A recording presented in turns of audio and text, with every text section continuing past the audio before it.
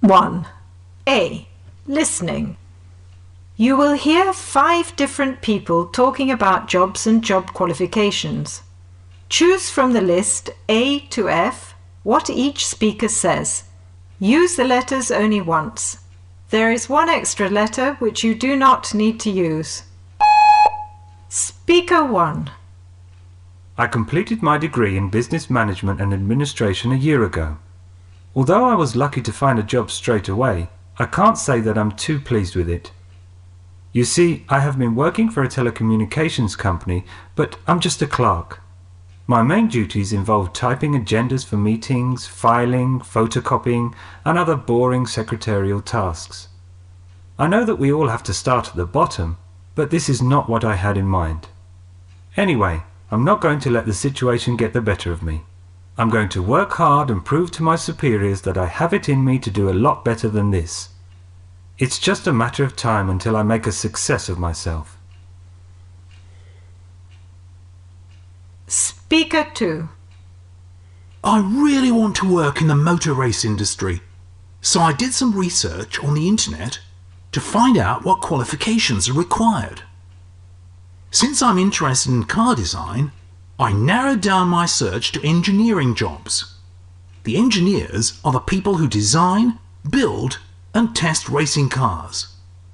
It sounded like the perfect job for me.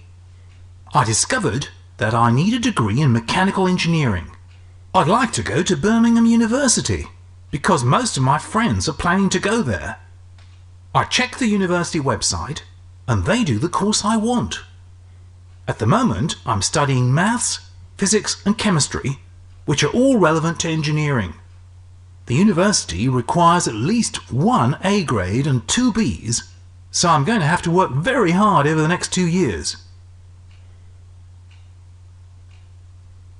Speaker 3. I'd been looking for a part-time job for a long time with no luck, so I decided to go to the careers office to try and get some guidance. The careers counsellor told me that I needed to do some work on my CV and how to fill in job application forms. As well as listing my qualifications, I needed to emphasise any previous work experience and highlight what I learnt from the job and what skills I'd gained. I also had to add a section on extracurricular activities, as this shows I have some interests outside of school. At the careers office, there was a list of companies which offer work experience over the summer, so I filled in some application forms, and I hope to hear from them soon. Speaker 4. I became a chef because of my father. He is a professional chef and he always encouraged me to help him at work.